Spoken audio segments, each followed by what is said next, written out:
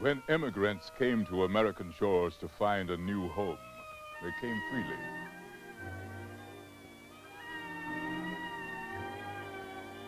The black man from Africa was forced to come in chains.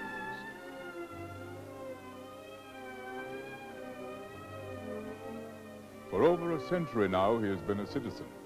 Yet, in many ways, he is still homeless, still spiritually adrift between a noble dream and his racial motherland. W.E.B. DuBois said it best, "One ever feels his two-ness, an American, a Negro. Two souls, two warring ideals in one dark body."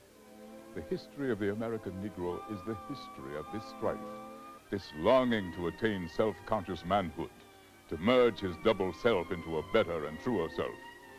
In this merging, he wishes neither of the other two selves to be lost. The beginning of this history was written on the back of slave Gordon and 2 centuries of handbills. Gordon and Emily and Martha were eventually freed, but not without a civil war over their color, their slave labor, and the kind of country this would be. The Civil War may have saved the Union, but the American black was left still feeling black without feeling American. A divided person demanding that he be allowed to feel both black and American.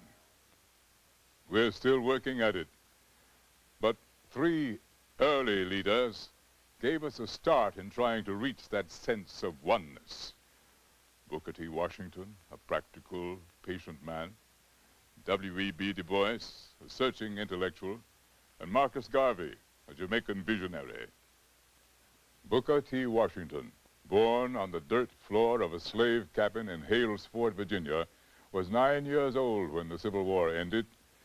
16 years later, on Independence Day, July 4th, 1881, he stood in a shanty on the grounds of the African Methodist Episcopal Church in Tuskegee, Alabama, and opened a school that would prove to be a guide to racial progress for Afro-Americans during the next 40 years. And the brick would be its symbol. The brick, because it was simple, solid, and you could build things with it, one step at a time.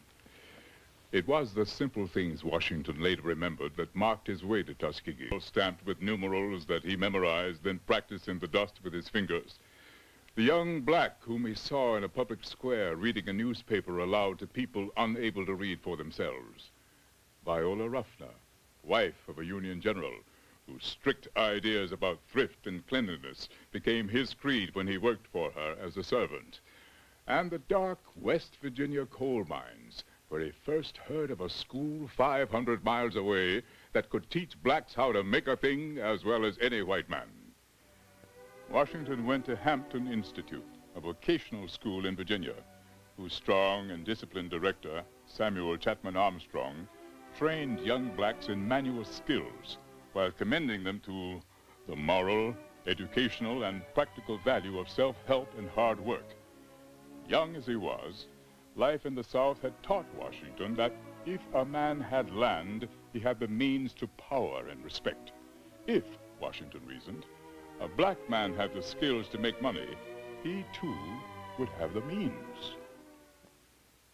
When he graduated and stepped into that first rundown Tuskegee classroom, Hampton was his model for that vision of the future.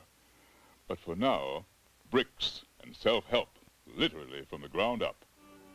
Tuskegee students dug raw clay from the Alabama soil, fired it themselves in the campus brickyard, and turned it into school buildings where they learned useful trades. And in an atmosphere of non-denominational religious observance, disciplined study, and rigorous work, young blacks learned the virtues of self-help, personal grooming, and Christian morality. Such ideals were dear to 19th century America and offered no threat to white society. What was seen as a threat, however, especially in the South after the Civil War, was the sight of ex-slaves walking around in freedom and dropping votes into ballot boxes. Even before Tuskegee opened its doors, both sides of the Mason-Dixon line were using legal maneuvers, outright fraud, and violence to keep the black poor, isolated from white life and politically weak.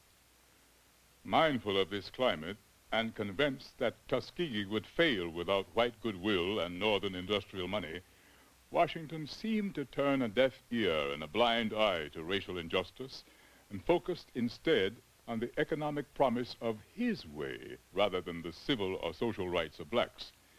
In a 5-minute speech given before a biracial audience at the opening of the 1895 Atlanta Exposition, he condensed his view of race relations in a striking image. In all things that are purely social, we can be as separate as the fingers, yet as one as the hand in all things essential to mutual progress. The speech brought him instant fame. To white America, the Negro he seemed to be speaking for was the Negro it had been waiting for. Segregationists breathed easier. Industrialists with an eye on cheap labor flocked to give him support. And as he mixed with mighty tycoons like Andrew Carnegie and Robert Ogden, and even dined at the White House, the ex-slave from Hales Ford struck most blacks as the man who might indeed lead them to the promised land. But not all blacks. Dictator, Pope Washington, the great divider, were only a few of the names thrown Washington's way by those who felt Washington was selling black political rights down the river. Boston was their main stronghold, and William Monroe Trotter, editor of the Boston Guardian, their most militant watchdog. Outraged by Washington's tolerance of lynchings, he stood on a chair in a Boston church and shouted Washington down with the cry, "Are the rope and the torch the only thing the race is to get under your leadership?" His arrest for provoking the riot that followed brought a new leader to the surface. Up till then, W.E.B. DuBois had been of two minds about Washington, but Trotter's militance, purity of motives, and jailing finally pushed DuBois off the fence. Born in Great Barrington, Massachusetts, to one of its oldest families, as a youngster he suffered little of the extreme poverty and rabid discrimination that blacks in the South took for granted.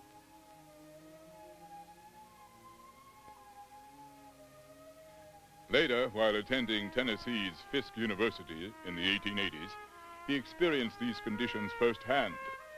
During the summers, he taught children in the log huts that passed for rural schools and was shocked at what he saw. I saw the race problem at nearly its lowest terms.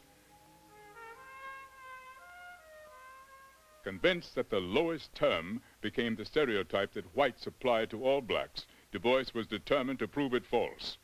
Armed with a PhD from Harvard, he began the first of many social studies to document the variety of black social classes. Block by block, he conducted a survey of Philadelphia's 7th Ward.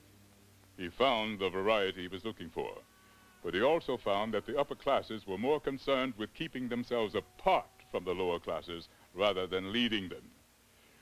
He left the streets of Philadelphia more certain than ever that by merely training blacks to be a permanent underclass of skilled laborers, Washington was surrendering black leadership to whites by default.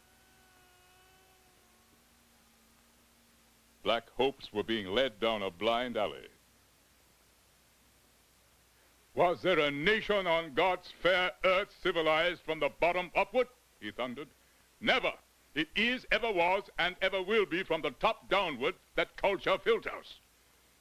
And at the top, those whom DuBois called the talented 10th, the college-bred intellectual and cultural elite of any race, whose true role lay in civilizing its people, a people who needed to know that there was more to life than hoeing cotton and making shoes. With an increased sense of urgency, he turned to men like these in 1905. They met near Niagara Falls with demands on their minds. DuBois himself had reached a crossroads. Social studies were not enough. He and the others were fed up with a black leader who was the sole gatekeeper to white money and black jobs, strangled all opposition, and merely shuffled along the road to black political rights. The time for full equality was now.